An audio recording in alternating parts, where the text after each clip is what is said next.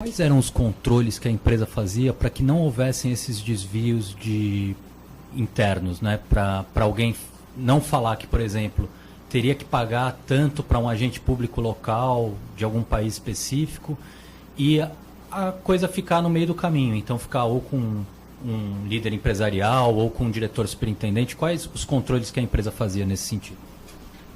Não tenho ideia desse sentido dos controles.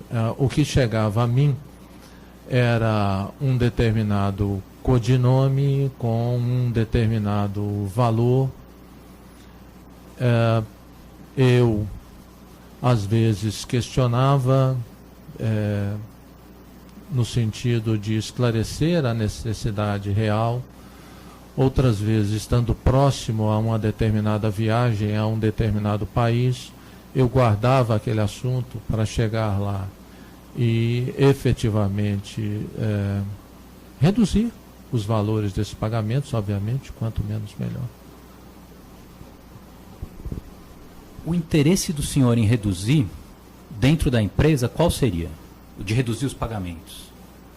O senhor ganhava um bônus maior por gastar menos com esses pagamentos? Como que era a lógica de remuneração premiativa da empresa nesse sentido de realmente incentivar os seus funcionários a negociarem, a quererem buscar o melhor acordo?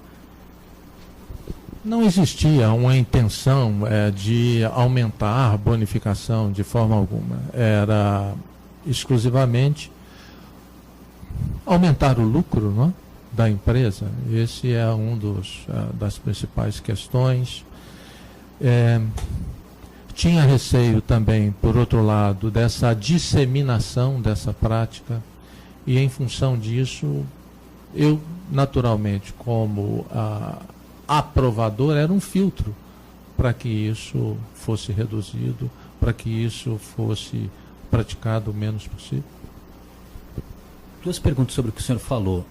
Primeiro, o lucro da empresa, genericamente falando, o senhor diz, não existia uma área, por exemplo, do senhor que tinha um lucro específico, que tinha remuneração atrelada a essa área. Essa é a primeira pergunta. E a segunda pergunta é essa preocupação que o senhor falou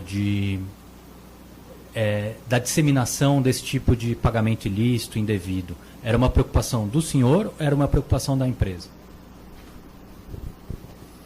Preocupação da empresa, de uma forma geral. Eu percebia, não que isso tenha sido assim tratado em uma reunião de uma maneira explícita, ok?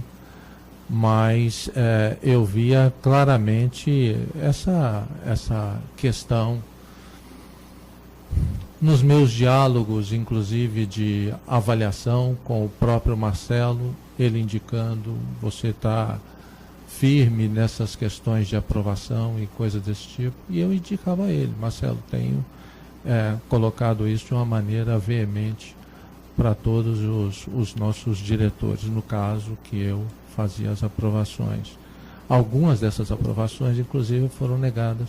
Algumas dessas aprovações, inclusive, os valores foram reduzidos.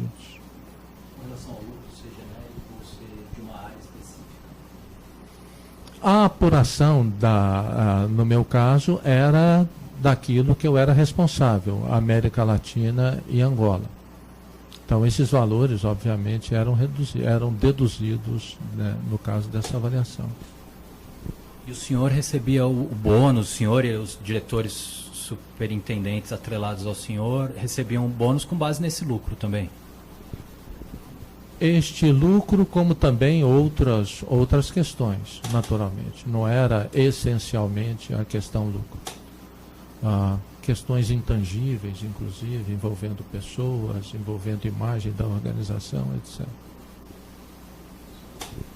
Havia, no início de cada período, no início do ano, alguma cota que os senhores tinham? Assim, essa cota aqui, até essa cota você pode utilizar sem explicar muito. Passou dessa cota para pagamentos indevidos, para agentes públicos.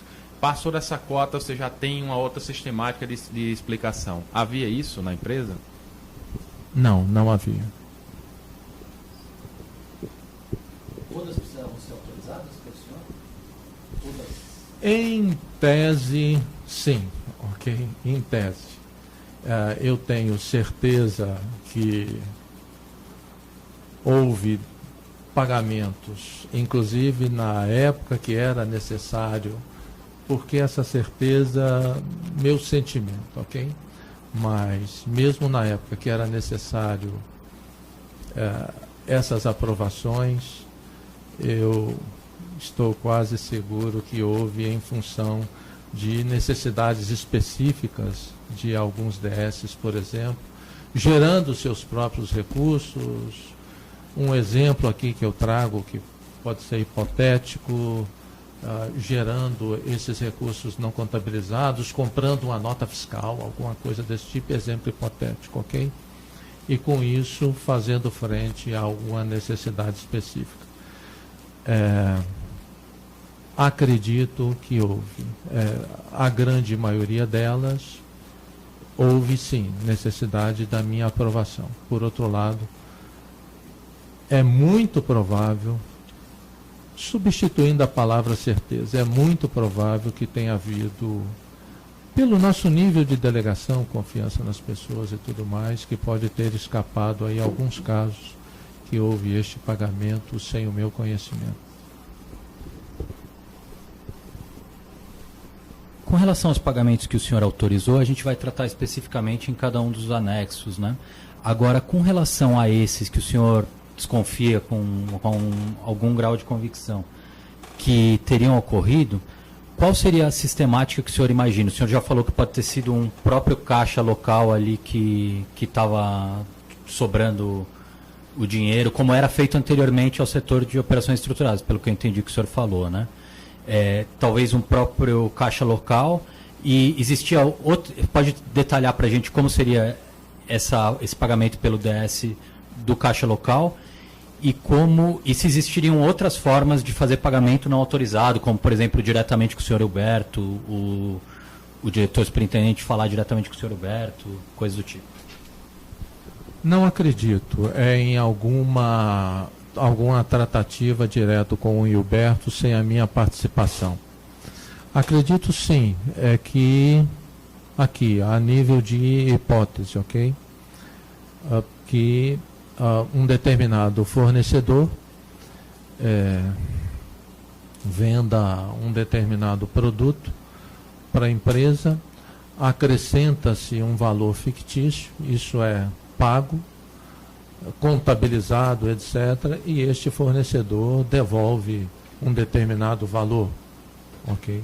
Acredito que isso possa acontecer.